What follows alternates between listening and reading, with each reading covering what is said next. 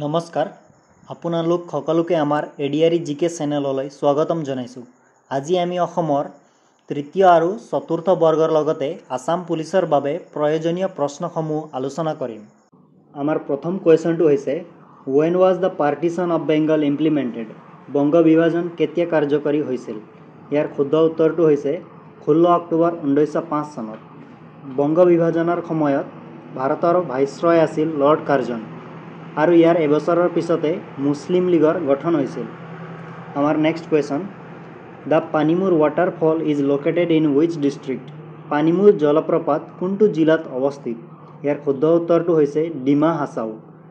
পানীমূৰ জলপ্ৰপাত ডিমা হাছাও জিলাত অৱস্থিত আৰু এই ডিমা হাছাও জিলাই পশ্চিমে মেঘালয় আৰু বাংলাদেশক আৰু পূবে মণিপুৰক স্পৰ্শ কৰে। আমাৰ নেক্সট কুৱেশ্যন হৈছে in which year did Vasco da Gama arrive in India? Vasco da Gama কিমান চনত ভাৰতত উপস্থিত হৈছিল? ইয়াৰ শুদ্ধ উত্তৰ হৈছে 1498 চনত। তেওঁ কেৰেলাৰ কালিকট বন্দৰত প্ৰথমে উপস্থিত হৈছিল আৰু তেওঁই আছিল ভাৰতৰ পথ সন্ধান কৰা প্ৰথম ব্যক্তি। আমাৰ next question When was the capital of India shifted from Kolkata to Delhi? ভাৰতবৰ্ষৰ ৰাজধানী কলিকতাৰ পৰা দিল্লীলৈ কেতিয়া স্থানান্তৰ কৰা হৈছিল? ইয়াৰ শুদ্ধ উত্তৰ হৈছে 12 ডিচেম্বৰ 1911 চনত। এই বছৰতে বংগ ভংগ বাতিল কৰা হয় আৰু এই দিনাই অসমৰ প্ৰদেশৰ ৰাজধানী পুনৰ শ্বিলঙলৈ স্থানান্তৰিত কৰা হয়। আমাৰ next question When was the Red Cliff Line accepted as the border between India and Pakistan? Radcliffe ৰেখা কেতিয়া ভাৰত আৰু পাকিস্তানৰ সীমা বুলি গ্ৰহণ কৰা হয়? ইয়াৰ শুদ্ধ উত্তৰটো হৈছে 17 আগষ্ট 1947। এই চনত ৰেড ক্লিফ ৰেখাক ভাৰতৰ আৰু পাকিস্তানৰ সীমা বুলি গ্ৰহণ কৰা হৈছিল আৰু 1971 চনৰ মাৰ্চ মাহত যেতিয়া বাংলাদেশ স্বাধীন হয় তেতিয়া ভাৰত বাংলাদেশৰ সীমাও ৰেড ক্লিফ ৰেখা হিচাপে গ্ৰহণ কৰা হয়। Next question When did British annexed Naga mountain? ব্ৰিটিছে কেতিয়া নাগা পাহাৰ দখল কৰিছিল? ইয়াৰ শুদ্ধ উত্তৰটো হৈছে 1854 চনত। ইয়াৰ লগতে 1833 চনত ব্ৰিটিছে খাচীয়া পাহাৰো দখল কৰিছিল। Next question When did the peasant uprising in Rangia took place? ৰংগিয়াৰ কৃষক বিদ্ৰোহ কেতিয়া সংঘটিত হৈছিল? ইয়াৰ শুদ্ধ উত্তৰটো হৈছে 1893 চনত। ৰংগিয়াৰ কৃষক বিদ্ৰোহ সংঘটিত হৈছিল 24 ডিচেম্বৰত। নেক্সট কুৱেশ্যন হৈছে When did Phulaguri Dhawa took place? Phulaguri Dhawa কেতিয়া হৈছিল? ইয়াৰ শুদ্ধ উত্তৰটো হৈছে 1861 চনত।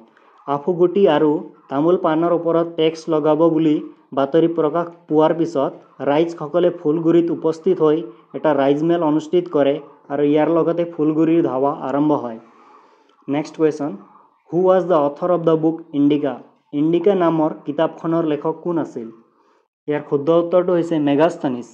মেগাস্থনিছ আছিল চন্দ্ৰগুপ্ত মৌৰ্যৰ ৰাজসভাৰ কবি। তেওঁক চেলুকাছ নিকেটৰে ৰাজদূত হিচাপে পঠিয়াইছিল। Next question Chandragupta II was popularly known as দ্বিতীয় চন্দ্ৰগুপ্তক জনপ্ৰিয়ভাৱে কি নামেৰে জনা গৈছিল? ইয়াৰ শুদ্ধ উত্তৰটো হৈছে বিক্ৰমাদিত্য। তেওঁৰ কালতে ফাহিয়ান নামৰ চীনা পৰিব্ৰাজক ভাৰতলৈ আহিছিল আৰু চন্দ্ৰগুপ্ত II আছিল সমুদ্ৰগুপ্তৰ পুত্ৰ। সমুদ্ৰগুপ্তক ভাৰতৰ নেপোলিয়ন বুলিও কোৱা হয়। আমাৰ next question king Porus was defeated by Alexander in the great battle of কোনখন যুদ্ধত গ্ৰেট আলেকজেণ্ডাৰৰ দ্বাৰা পৰাস্ত হৈছিল? ইয়াৰ শুদ্ধ উত্তৰটো হৈছে battle of Hydaspes. Battle of হাইডেছ পাছত যুদ্ধ সংঘটিত হৈছিল ঝেলাম নদীৰ পাৰত। আমাৰ next question Bagurumba is a dance of Bagurumba নৃত্য কাৰ হয়? ইয়াৰ শুদ্ধ উত্তৰটো হৈছে বড়ো। বড়োসকলৰ এটা ফেমাছ নৃত্য হৈছে বাগুৰুম্বা। ইয়াৰ লগতে কাৰ্বিৰ ফেমাছ নৃত্য হৈছে ৰংখেৰ, তিৱাৰ হৈছে ইয়ালিং উৎসৱ আৰু ৰাভাৰ হৈছে বাইখো উৎসৱ। Next question India's soul lives in villages. Who said this? ভাৰতৰ আত্মা গাঁৱতেই বাস কৰে কথাষাৰ কোনে কৈছিল? এই কথাষাৰ কৈছিল মহাত্মা গান্ধীয়ে। আমাৰ next question Who said man is a political animal? মানুহ ৰাজনৈতিক প্ৰাণী বুলি কোনে কৈছিল? ইয়াৰ শুদ্ধ উত্তৰটো হৈছে Aristotle. Next question Who wrote কাৰেঙৰ লিগিৰি? কাৰেঙৰ লিগিৰি কোনে ৰচনা কৰিছিল? ইয়াৰ শুদ্ধ উত্তৰটো হৈছে জ্যোতিপ্ৰসাদ আগৰৱালা।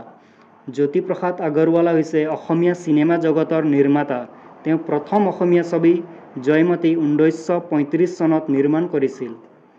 নেক্সট কুৱেশ্যন, হু ৰোট নামঘোষা? নামঘোষা কোনে ৰচনা কৰিছিল? ইয়াৰ শুদ্ধ উত্তৰটো হৈছে শ্ৰী মাধৱদেৱ। মাধৱদেৱ হৈছে শংকৰদেৱৰ শিষ্য আৰু তেওঁ লিখা নামঘোষাক হেজাৰী ঘোষা বুলিও কোৱা হয়। Next question, India started participating on Olympic games in the year? কিমান চনত ভাৰতে অলিম্পিকত অংশগ্ৰহণৰ আৰম্ভণি কৰিছিল? ইয়াৰ শুদ্ধ উত্তৰটো হৈছে 1900 চনত। অলিম্পিক গেম আৰম্ভ হৈছিল 1896 চনত গ্ৰীচ দেশত। আমাৰ next question, Hima Das is nicknamed as? Hima দাসৰ উপনাম হৈছে, ইয়াৰ শুদ্ধ উত্তৰ হৈছে ধিং এক্সপ্ৰেছ। হিমা দাসক ধিং এক্সপ্ৰেছ বুলিও জনা যায়। Next question, the chief of the Ahom military during the reign of চুহুংমুং and the husband of Mula Gabharu was? চুহুংমুঙৰ ৰাজত্বকালত আহোম সেনাৰ সেনাপতি তথা মূলা গাভৰুৰ স্বামীৰ নাম আছিল ফানচেংমুং বৰগোহাঁই। তেওঁ তুৰ্বক খানৰ লগত যুদ্ধত মৃত্যুবৰণ কৰিছিল। Next question, Poa Mecca and Hayagriva Madhav temple is at which place of Assam? অসমৰ কোন ঠাইত পুৱামক্কা আৰু হয়গ্ৰীৱ মাধৱ মন্দিৰ অৱস্থিত? ইয়াৰ শুদ্ধ উত্তৰ হৈছে হাজো। হাজোত পুৱামক্কা আৰু হয়গ্ৰীৱ মাধৱ মন্দিৰ অৱস্থিত। ধন্যবাদ।